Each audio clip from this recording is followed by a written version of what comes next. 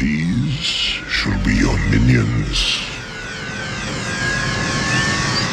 Scourge, the tracker, and his huntsman, the sweeps.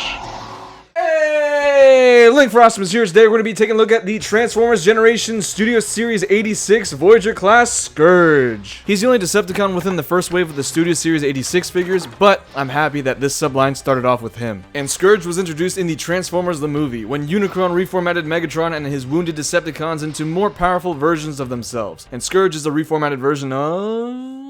Okay, this has been a debate since forever. Nobody knows exactly which Decepticons became Scourge and Cyclonus, but in my headcanon, Thundercracker became Scourge and Skywarp became Cyclonus because Scourge is blue, Thundercracker was blue, and Cyclonus is purple, Skywarp was purple. Anyways, Scourge, leader of the sweeps, led them into battle alongside Galvatron in the movie and later in the cartoon. We have been getting Scourge toys every now and then, but none of them really tried to be faithful to his cartoon roots, except maybe for the Titans Return Scourge, but it was poo-poo. The Titans Return line just kinda sucked in general. But here comes Studio Series Scourge and whoa, accurate looking robot mode? Accurate looking vehicle mode? Wah! Let's take a closer look. Here we have Scourge in his robot mode, and yo, he has no business looking this good. Hashtag absolutely nailed the color, proportions, and overall look of Generation 1 Scourge. He looks beefy, strong, and more importantly, menacing. He's got a sinister collar, his menacing wings, his, pretty nails. We gotta normalize men getting their nails done. This is always something that stood out from Scourge, his pink nails, but me personally, I think it looks pretty creepy actually, and adds to his overall look as an evil Decepticon. If my Scourge don't got his nails done, I don't want him. They miss his pedicure though. Come on, Hashtag. Scourge looks cool. And taking a better look at him, is it me or does he kind of give off like a Dracula vibe? He's got the collar like him and his wings are shaped like a bat and they wrap around him in the transformation like how a bat wraps itself with its wings. Maybe it's a long shot, but still, cool design. Let's take a close look at his head and oh my god, perfect head sculpt. The eyes are painted in this blood red that really pops out. And combine that with his angry expression, bro, I'm straight up intimidated just looking at him. Don't come closer, man. Stay back! They even got down his signature mustache and goatee and damn, it kinda looking fine though. Maybe I might grow a goatee. Only complaint that I have with the face is that the mustache isn't completely painted, only the front is. And unfortunately this does break the immersion when looking at his mustache from the side because it's clearly sculpted but not completely painted. This isn't the deal with this goatee, but the fact that it's completely painted and the mustache isn't, makes me sad. Other than that though, perfect face. And his helmet too is great, along with those bits of details. The detailing carries over throughout his body. His chest, what a nice sculpt with hints of detail. The color separation in the middle of his chest and his abs is a cool contrast. And if you look closely at his Decepticon insignia, it's a more G1 cartoon inspired insignia. I really like this. This is a really cool detail that they didn't have to include, but it's really cool that they did. Moving along to the rest of his body, some really nice sculpting and detailing. His arms and legs look beefy. His thighs are nicely sculpted, further capturing that cartoon look. Like I said before, really nice painting on the nails and great mechanical sculpt on his hands. He's got two different hand sculpts, a fist and an open hand. Yeah, it sucks that they didn't add hinges to his fingers, but this open hand adds a nice bit of personality. He's got some colored in intakes on his shoulders and his ankles that look kinda sloppy, not gonna lie. It's funny how they included this detail but also didn't paint the sides of him red. Oh well. And now it's time to move on to his wings. Wings on Scourge is a defining feature of his design, so it's expected. And I think the wings look good, but there's one thing that's separating it from looking good and perfect. It's these hanging bits. This is not part of the wing silhouette. If Hashtag found a way to fold these bits on top of each other so that the wings would look like this, oh, this would have been perfect. But alas, they aren't like that. They just hang down. Aside from that, the wings look pretty good. For the size of these wings, I'd say that the profile of them looks really good. If you look at them from the back and ignore the excess wing bits, it looks neat. And it looks great head on as well. And they even included sculpted in detail on the outer and inner wings. The wings look good, but man, I just wish that they managed to fold these bits even more to make the silhouette cleaner. So with the coloring, details, and overall proportions, Scourge's robot mode looks menacingly badass. Now we all know though, there's certain things to enhance a Transformers overall look, and that of course is accessories. Let's take a look at all the stuff we got. Oh, damn. We got a gun, nice sculpted detail in there, we got a magazine and an optic as well, and it can be pegged into either one of his hands, but the right hand has a tighter grip. and wow, neat. The sculpted detail of the gun looks cool, but the color matches with Scourge's body, which kinda makes it look a little bland. I wish there were some color highlights to make it pop. But a gun can only look so cool not shooting. Thankfully, we got this blast effect part. And look at that! It's a really cool purple swirly blast, and it just pegs into the end of the barrel. It's a really cool blast effect part, I like it. And then we got his backdrop. This scene depicts what the box calls the Heralds of Unicron. The scene where Unicron bends space and time to reformat Thundercracker along with Shrapnel and Kickback into Scourge and the Sweeps respectively. And Scourge taking center stage with this computer grid background looks absolutely nutty. These Studio Series 86 backdrops are really cool display pieces. I can't wait to get the rest. And next we have... nothing. That's all for accessories. Hot Rod really spoiled me with all of his accessories, so it's kinda weird to see his Voyager Wavemate lack the amount of accessories that he had. But it's honestly understandable. Scourge never used a gun in the movie. Maybe he did later on in the cartoon, I can't remember. But I think the only thing that they really could have included was the key to the plasma energy chamber from the Rebirth series finale, but that's something that isn't from the movie, but neither is the gun. Ah, shit. If you have the Matrix from Hot Rod or Earthrise Optimus though, you can get him to hold it in his open hand and recreate that episode where Scourge tried to use the power of the Matrix for himself. But... yeah, that's it for all of his accessories. The instructions don't tell of a place to store the gun, but there are some ports on his arms, his legs, and even on his wings that you can peg the gun into, if you want to store it. You're gonna have to hang on to that blast effect part though. So yeah, all of that's pretty cool, but what else can he do?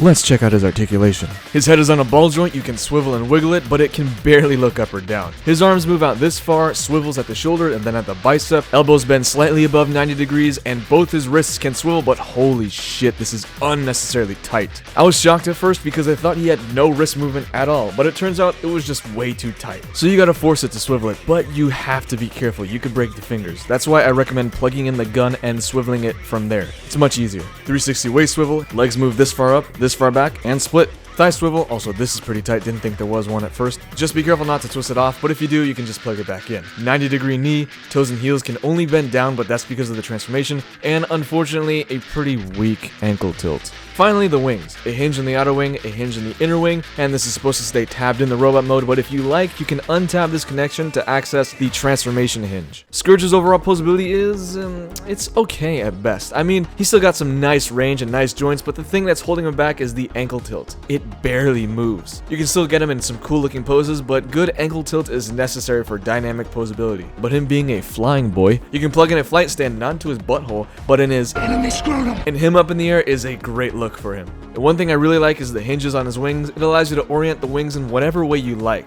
He feels really nice in hand, and despite some tight joints, it's better to feel too tight than too loose. And everything holds together well. And for a modern Voyager, he's a pretty good size. Here he is next to Studio Series Hot Rod, Kingdom Cyclonus, and finally, Titan's Return Galvatron. These three look great together.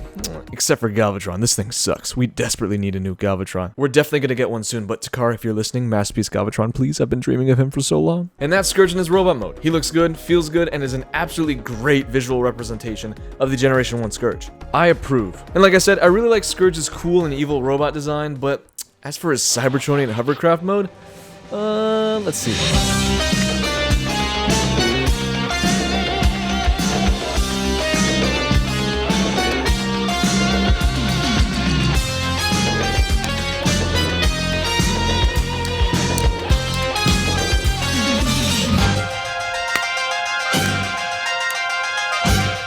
And here's the Cybertronian hovercraft mode, and although this is a great representation of the vehicle, I don't think the concept of it is all that cool, to be honest. I mean, he's got a really menacing looking robot mode, and then when you transform him, he's just a boat? It's kinda underwhelming, to me at least. Don't get me wrong though, it does look cool, kinda, but the concept of it, especially for this character, it's pretty underwhelming. And the transformation too, just as I expected, he's a shell former, nothing too exciting. You basically just fold out the wings entirely and wrap them around his body. Pretty basic, but when the end result is the best representation of the vehicle mode, do you really need to even try and improve on this transformation?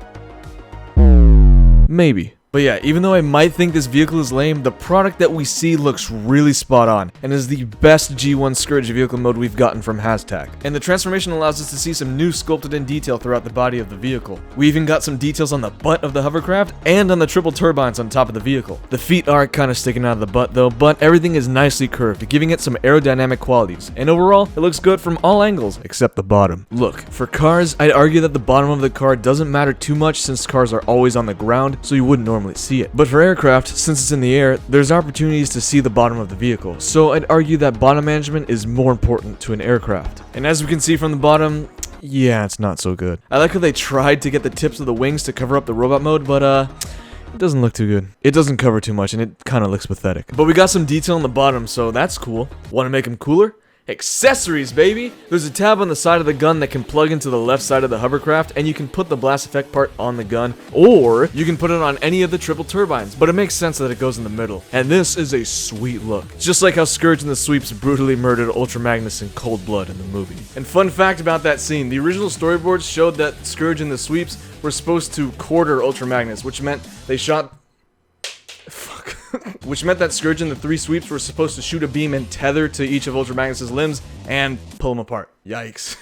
Now let me ask you something. When Scourge poked his head out of his vehicle mode, did you ever think, "Wah, that's so cool, I wish my Scourge did that"? No? Well, it's a thing.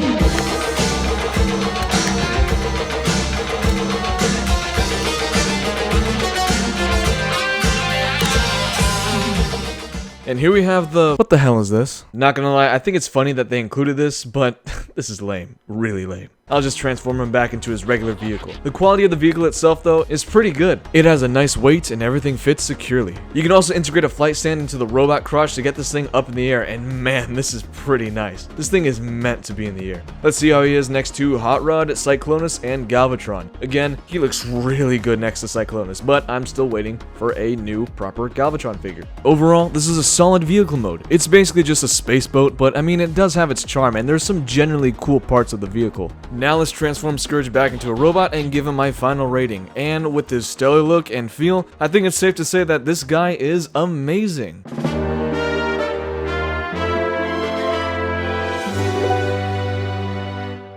The best looking mainline Scourge toy. The transformation may not have been anything new, but his look... Wow, Hashtag really knocked it out of the park with him. His robot and vehicle modes are nearly spot-on representations of him. His backdrop is a really cool display too. I don't really have any huge negatives or complaints with this guy, but if there's one thing I really wish was improved, is that I wish he had better angle tilt. But again, solid figure. If you're a fan of the movie and G1, get him. So yeah, not much else to say other than Studio Series Scourge is great. Solid recommendation. I'm sure you movie fans will enjoy him. And for me personally, I'm proud to say that he is a worthy stand-in until Takara releases an official Masterpiece Scourge. And that is the end of my Studio Series Scourge review. Thank you all so much for watching. Hopefully you enjoyed the video, and if you did, feel free to leave a like, or you can dislike it if you didn't. And guys, late March, get hyped. That's when HasLab Unicron will be shipped out, so come on board the hype train to my HasLab Unicron review by subscribing and turning on notifications. There's people already making reviews on HasLab Unicron, but please, watch mine. Don't forget to check out my other reviews as well and share them with your friends. You can also follow me on Twitter at LinkFrost_ and check out my gaming channel on YouTube, LinkFrost.